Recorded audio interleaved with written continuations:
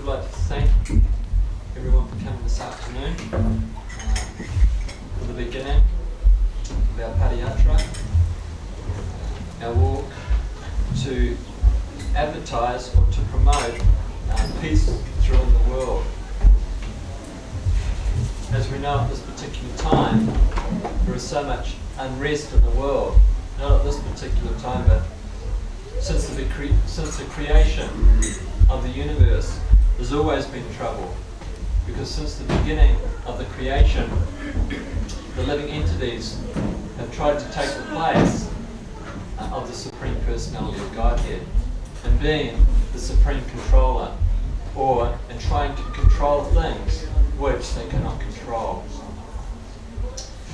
From the Bhagavad Gita, which is the ABCs of spiritual life, we have all information, both of this world and other worlds. We have information of who we are, our relationship with the Supreme Personality of Godhead, and who the Personality of Godhead is. So there's one sloka, Roktaram Jagyatapasha, Savaloka Mahishwaram, Suridam Savabhutanam, Gatvam Mam Santam Rishtati. And the mood of this purport, or the mood of this sloka, is actually describing the Supreme Personality of Godhead, Krishna, as a Supreme Controller, as a benefactor of all living entities. So if we take the example of someone who controls something, or someone who owns something. So if someone owns a particular property, then everything on that property belongs to that particular person. So we have information from the Shastra or the Vedas that the Supreme Personality of Godhead, who is known as Krishna, Krishna is the Supreme Lord, the most beautiful. That word Krishna means the most beautiful person. So that is Krishna. So everything is belonging to the Supreme Personality of Godhead. He was here in the beginning, He is here now, and He is always existing. For the spirit soul, there's never birth nor death, nor having been does He ever cease to be. So for the Supreme Personality of Godhead, who is the original person, we're all part and parcel of that Supreme Person. So He created this material world. He created both the spiritual and the material world. Actually, the spiritual world is eternal. There is no need for creation there. This material world that is being created, and it's temporary. Temporary means it has a beginning and it has an ending. Just like the day, the sun rises and that's the beginning. Then the sun sets and that's the end. So the same with this particular body. It has a beginning. There are so many children in the audience, and there are also some older living entities in older bodies. So the body has a beginning. It stays for a short period of time, then it dwindles, and then it disappears. From dust we come, from dust we go. Well, that's the body here. But we're not the body. We're actually the vehicle within the body. We're the spirit soul. And there's also, that is our philosophy, that we're not the body, but we're spirit soul. And this body is like a vehicle to walk from village to village, town to town, and educate the people in general how to stop this sinful activity. There is 4 pillars of sinful activity: illicit sex life, intoxication, gambling, and meat eating. And if you take a look at our society, our whole society is based around those 4 sinful activities. And how can we run a country which is supported by sin? If we run a country which is reported by sin, then there has to be a really bad reaction. So that people are always asking, why is this happening and why is that happening? Which is proper for one in the human form of life, because that's the nature of the intelligence, to inquire, why are these things always happening? Why are these people always put in a situation where they're suffering? So the answers are, it's because of sin. Then you cut out the sinful activity, and what have you got? You've got a situation which is very peaceful. A situation where the citizens at large can live very peacefully. Just like even if you look back 10 years ago, 15 years ago, 20 years ago, you could leave your front door open, isn't it?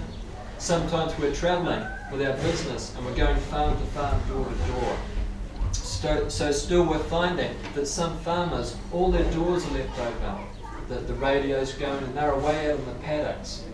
Because they're not so, the activity or the place that they're working is still not caught up in the activity where people are coming around and stealing certain things. So you can go to one part of the country and you'll find all the doors are open. Everyone greets you. Nice to see you. What are you doing around here? You go to another part of the country. Everyone has a Doberman. Everyone has a Rottweiler. Everyone has an Alsatian. And there's fear over the living entity's face. When you knock on the door, who's there? Who are you? What do you want? You know? Because these people are creating so many simple activities by sending so many cows, so many sheep, so many horses, so many deer to the slaughterhouses. Because they're creating so many simple activities, they have to live in a very simple way. So they're very fearful, and they have to have all these animals around to protect them. They're scared that someone's going to come. So it doesn't matter how many Rottweilers you have. It doesn't matter how many Dobermans you have. You can't cheat the Supreme Personality of Godhead. So you might live your life in a particular way where you're thinking you're preaching, you're cheating the Supreme Personality of Godhead. But ultimately, Krishna comes as death.